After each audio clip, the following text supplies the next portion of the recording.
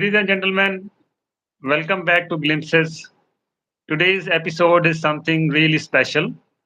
Our guest is Mr. Asif Khan, a social and political worker. He has been a human rights activist and a member of Human Rights Commission of Pakistan. Today, we are not talking about politics directly. We are talking about something far more personal. Mr. Asif Khan is thinking about writing his autobiography, and today we want to read his mind. What will this book look like? What chapters will it have? Which people will fill its pages? Which moments will be the hardest to write for him?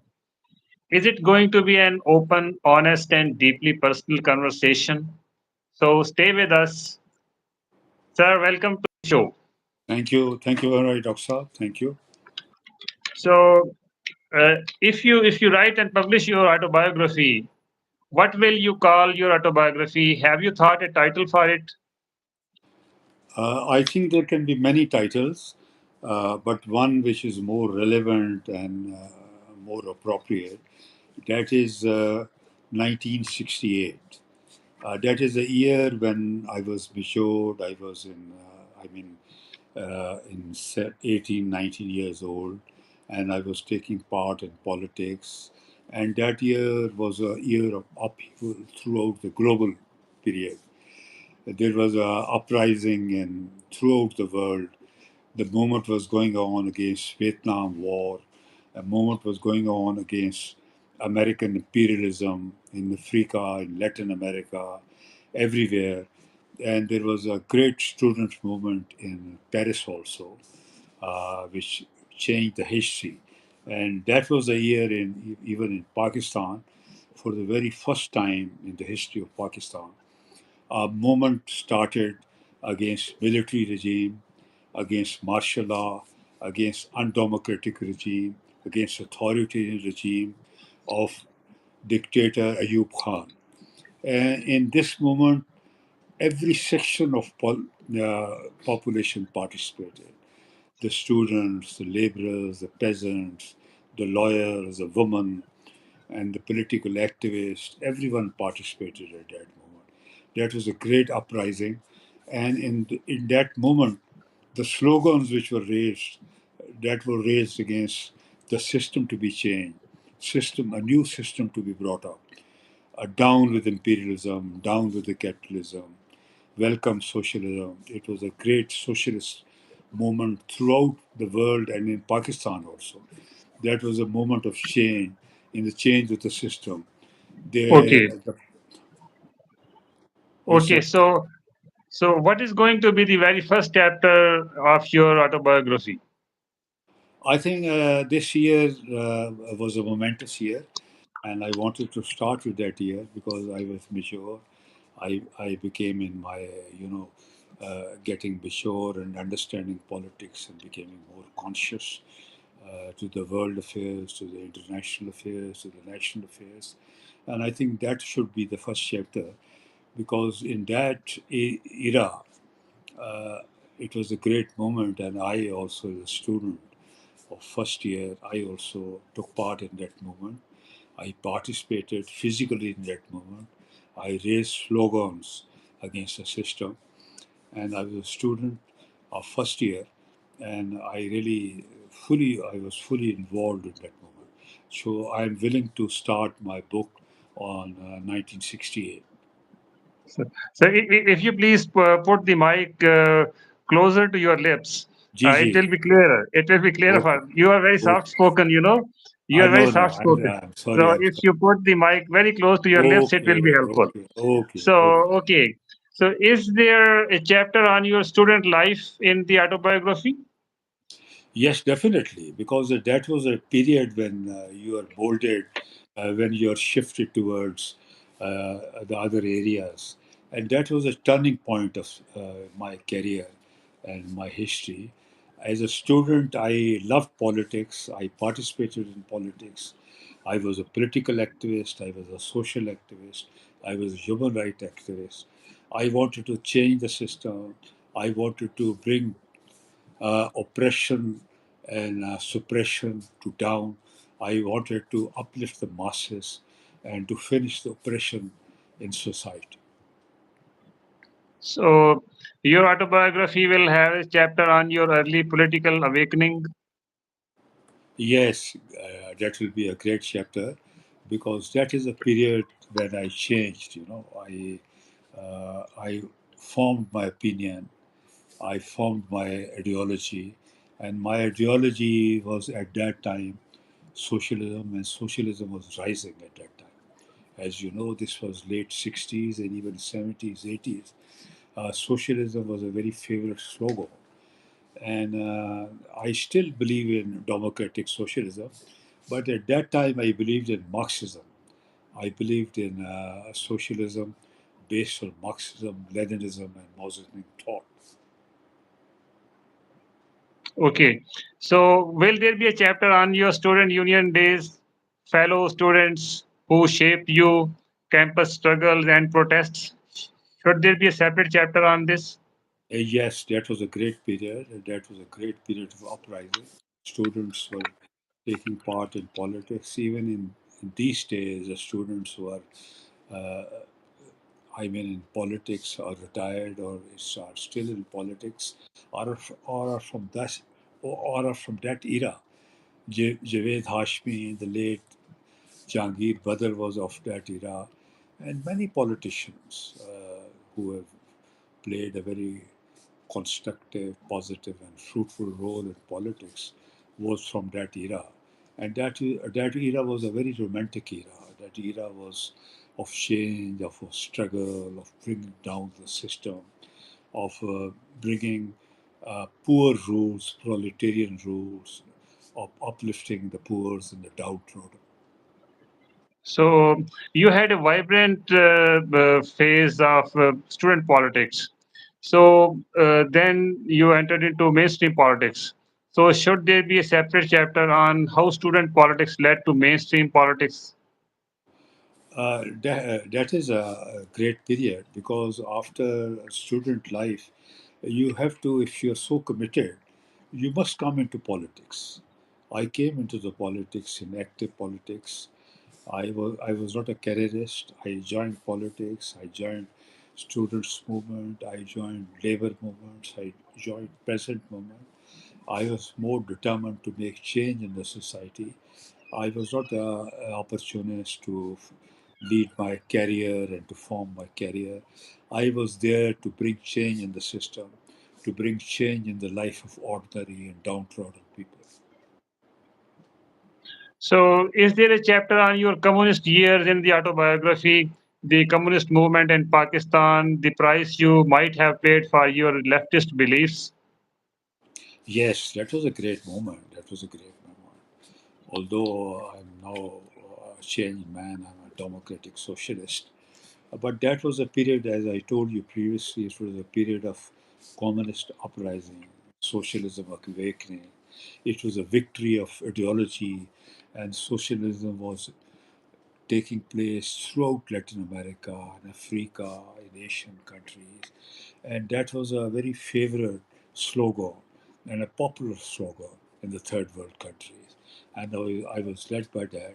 I participated in those movements.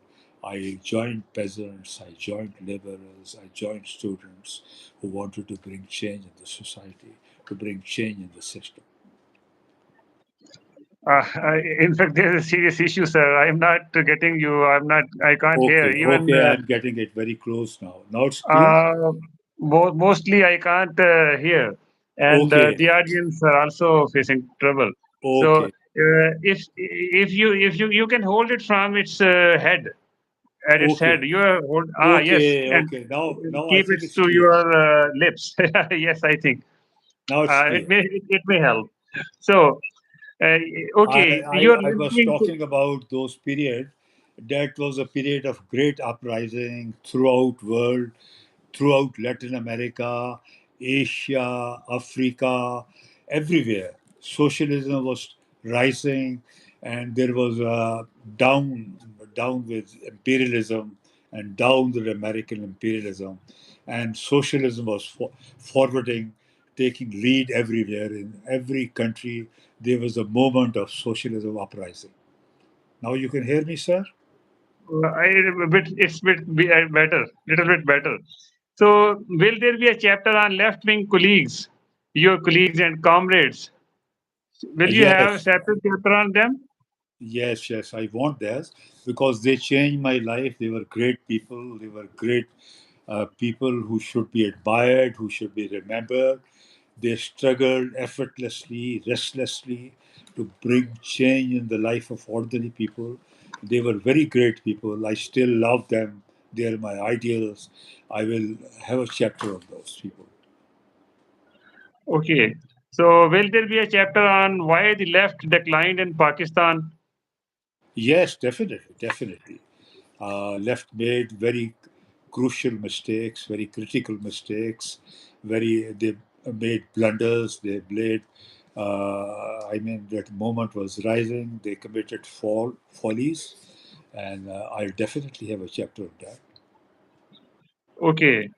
Is there a chapter on underground political work during those years? Definitely, that was a period of underground work because there was a lot of oppression, suppression. There was no civil liberties, and there was martial law. There was no rule of law, and there was no political activities going on, democratic political activities. So underground work was favorite, and that was in fashion in those days. Okay. So, will there be a chapter on books and ideas that shaped your leftist thinking, your love for book reading? That's my favorite chapter. I love book. I still love books. You cannot change your thinking without reading books, and I still read books. I normally read about 4 to 5 hours daily, even these days. I love books. I buy books, and I am not a stickler.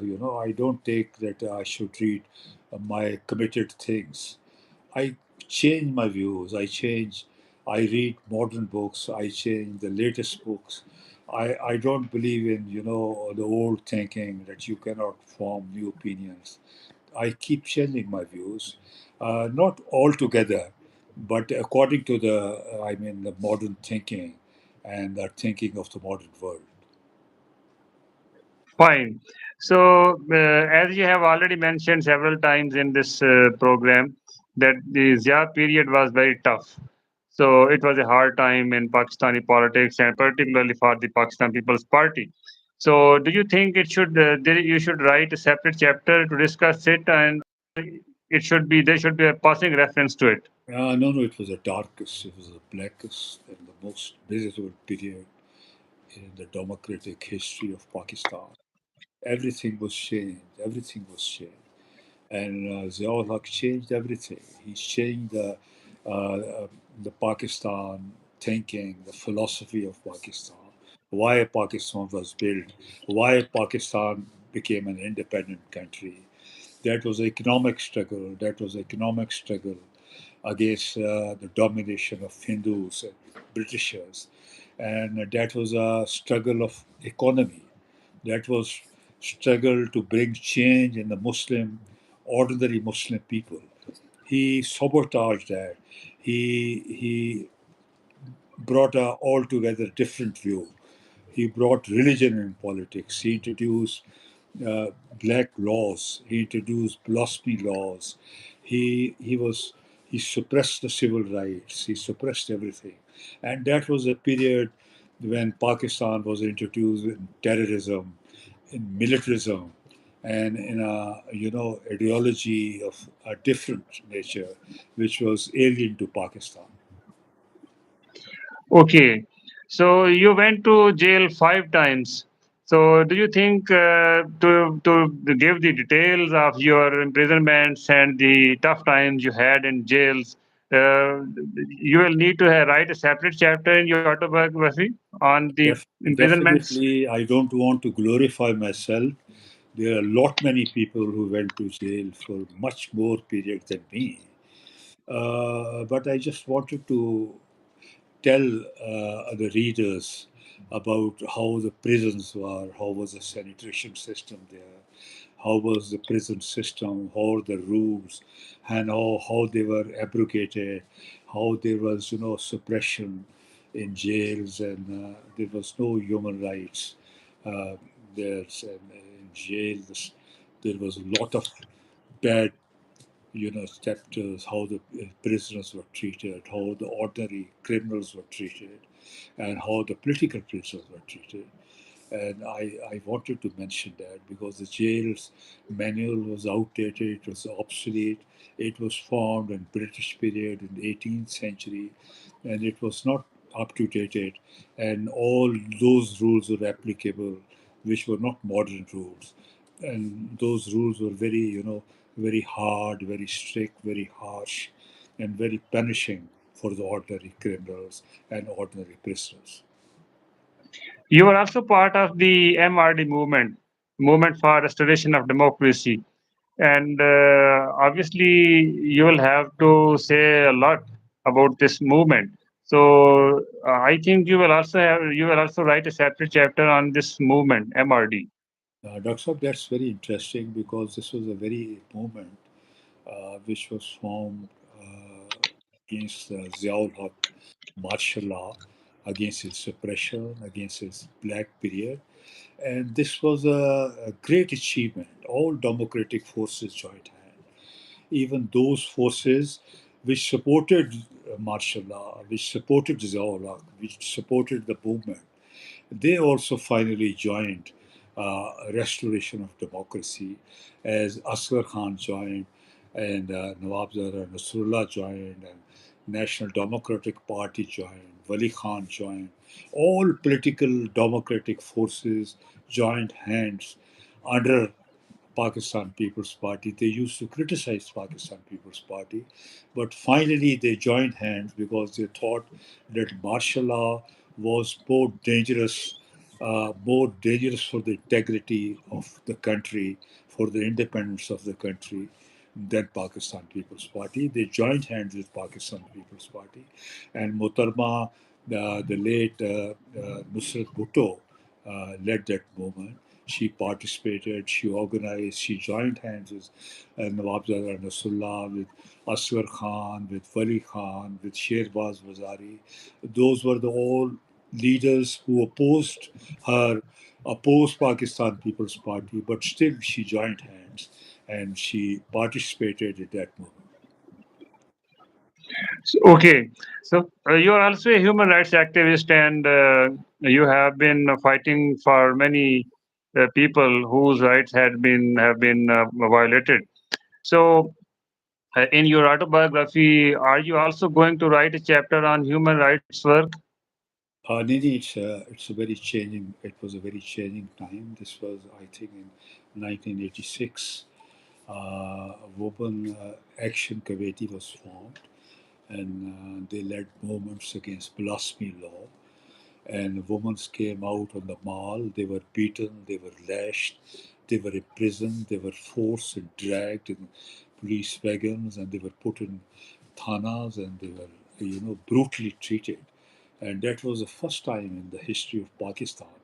I know there was also in the Pakistan movement, women came out, but after that, after the formation of Pakistan independence, this was the very first moment of women who came actively, and women who were educated, women who were from the middle class, from the lower middle class, working class women. They came out on the mall in Lahore. They participated and they raised slogans against martial law. They supported the rights of women, and that was a great moment. I wanted to mention that, and afterwards, that action committee of women was converted in a human rights formation. Human rights formation. So, okay, so you will mention your human rights work. So, obviously, you will also explain and write about Human Rights Commission of Pakistan and its work. So, will it have a separate chapter on Human Rights Commission of Pakistan and its work? Definitely, it's still playing a very leading and positive and pivotal role in human rights. It's still going on, existing for such a long period, and it played a very tremendous, massive role in awakening of people, of knowing them about their rights, about human rights, of women rights. They worked on honor killing. They worked on domestic violence. They worked on everywhere. They raised voice and they were recognized internationally, globally, and their pioneers. Like Ayer Rahman, Naki, Asma Jangir, Dorab Patel, they played a very positive, very constructive and fruitful role in a democratic movement, in a human rights movement. They led a positive and very, constructive role in the struggle.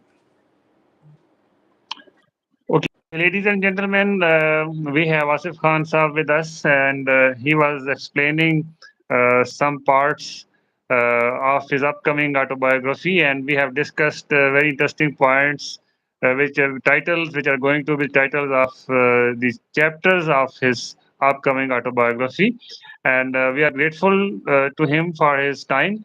And in the next episode, we will discuss the remaining parts and possible chapters of his autobiography, which is going to be very big news in Pakistani politics when it comes out. So, sir, thank you very much. Ladies and gentlemen, thank you very much. Ali Kazmi had said Assalamu alaikum, wa alaikum salam, thank you. So, sir, thank you very much for once Thank again. you very much, Dr. Saab. You're a gem of a man. Thank you very much, sir. I'm Sir, grateful sir, to you, sir. thank you.